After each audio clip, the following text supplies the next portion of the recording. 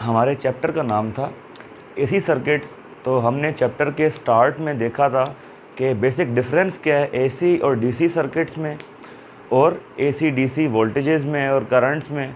उसके बाद हमने देखा था कि कुछ बेसिक टर्म्स जो हम यूज़ कर रहे होते हैं इन एसी सर्किट्स के साथ रिलेट कर रही हैं वो कौन सी हैं। जिस तरह से हमने देखा था instantaneous value, peak value, RMS value, average value, cycle, frequency, time period etcetera.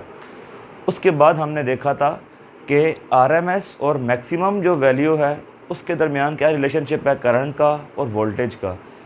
हमारी ये वीडियो भी एसी सर्किट्स की बेसिक्स से ही रिलेट कर रही है, जिसका पहला टॉपिक हम देखेंगे फेज़ ऑफ एसी। देखिए, हमें ये पता है कि फेज़ से मुराद होता है एंगल। बेसिकली हम ये कहते हैं कि theta is equal to omega T. यानी बेसिकली अगर हम फेज़ की बात करें इन सिंपल टर्म्स तो ये है कि अगर हमारे पास कोई अल्टरनेटिंग क्वांटिटी है, वोल्टेज है या करंट है, तो वो किस एंगल के ऊपर लाई कर रही है। मतलब जो उसका ग्राफ हम प्लॉट करेंगे तो वो या साइन वेव होगी या कॉस वेव होगी। तो ये जो है हमारे पास बेसिक एक साइन वेव होती है। अगर हम ये कह दें कि ये हमारे पास करंट के लिए साइन वेव की एक डायग्राम है।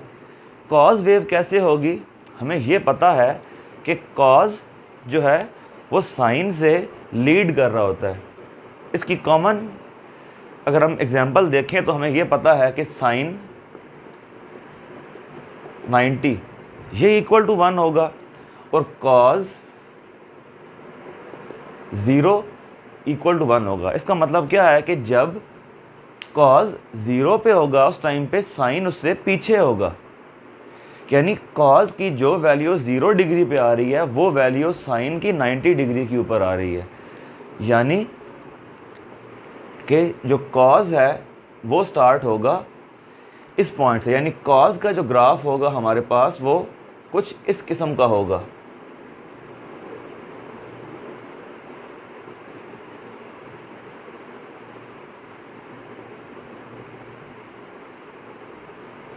ये हमारे पास एक कॉस वेव का ग्राफ है। तो हम ये कह सकते हैं एग्जाम्पल के तौर पर कि ये हमारी वोल्टेज है। इसका मतलब क्या है कि जो वोल्टेज है ये करंट से लीड कर रही है और इस केस में हमारे पास जो इसकी इक्वेशन बनेगी वोल्टेज के लिए वो क्या होगी, V is equal to V M cos omega T और V M sine omega T plus 90 degree. और जो इक्वेशन बनेगी हमारे पास करंट के लिए वो क्या होगी, आई एम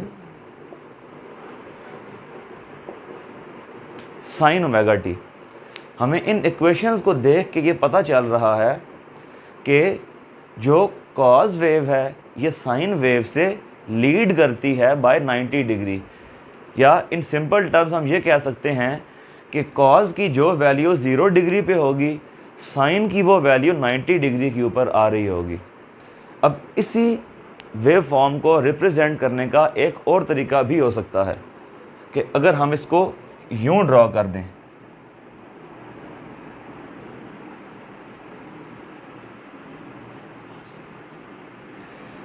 एक का स्टार्टिंग पॉइंट ये 0 है, एक का स्टार्टिंग पॉइंट ये π/4 कह लें या 90 डिग्री कह लें वो है। तो ये स्टार्ट इस तरह से होगी। अब जिस पॉइंट पे ये 0 है उस पॉइंट पे ये मैक्सिमम पे आ गई। अब क्या होगा, जिस पॉइंट पे ये 0 पे आएगी उस टाइम पे ये नेगेटिव मैक्सिमम पे होगी।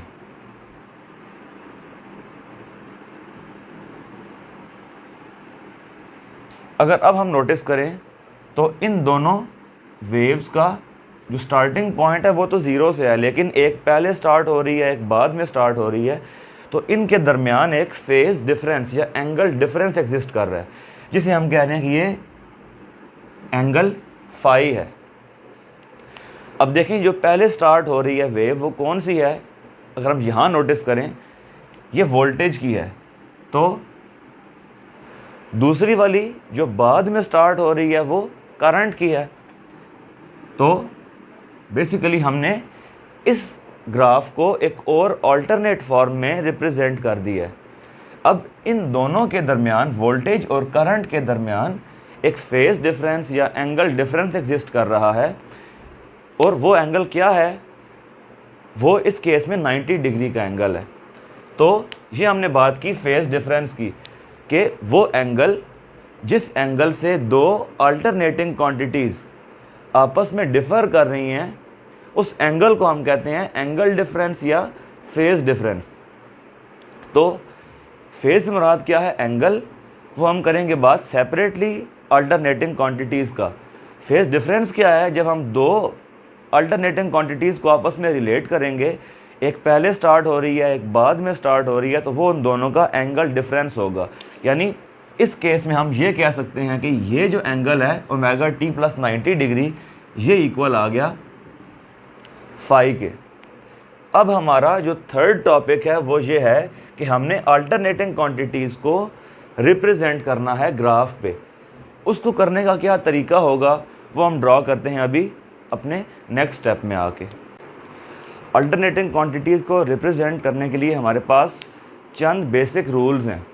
सबसे पहले तो ये है कि हमने बेसिकली इन ग्राफ्स को रिप्रेजेंट करना है सिंपल एक्स वाई एक्सिस के ऊपर। तो पहला रूल क्या है कि जो लेंथ होगी अल्टरनेटिंग क्वांटिटीज़ की, हम अलॉन्ग अ स्केल ड्रॉ करेंगे डिपेंडिंग अपॉन इट्स वैल्यू, यानी वैल्यू क्या आ रही है, वोल्टेज की और करंट की। ये हमारा पहला रूल था। सेकंड रूल हमारा इसमें ये होगा कि वो क्वांटिटी जो इनिशियली ज़ीरो है और इंक्रीज़ कर रही है पॉजिटिवली, वो आएगी अलॉन्ग एक्स एक्सिस। मैं दोबारा इसको रिपीट करता हूँ बात को, वो अल्टरनेटिंग क्वांटिटी जो इनिशियली ज़ीरो है और वो इंक्रीज़ कर रही है पॉजिटिवली, वो आएगी अलॉन्ग एक्स एक्सिस। ये हमारा इसका पहला पॉइंट, पहला जो है हम डायग्राम ड्रॉ करते हैं इसकी।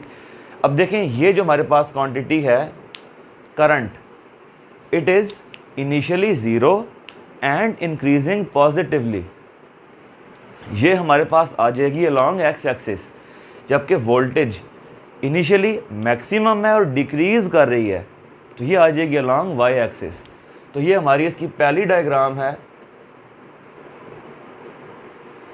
Current which was initially zero आ जाएगी अलॉन्ग एक्स एक्सिस, और वोल्टेज आएगी अलॉन्ग वाई एक्सिस।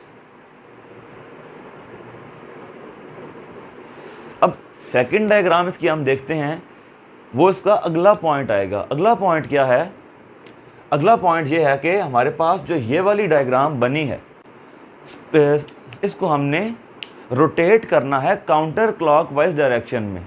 यानी अगर हमारे पास ये इसकी डायग्राम बन रही है, यानी ये हमारे पास करंट है, ये हमारे पास वोल्टेज है।